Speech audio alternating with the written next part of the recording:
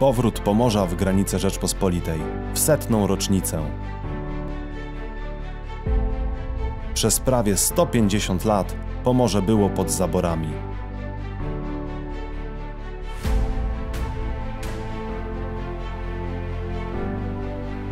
Mieszkający na Pomorzu Polacy i Kaszubi podejmowali działania na rzecz powrotu w granice Rzeczpospolitej.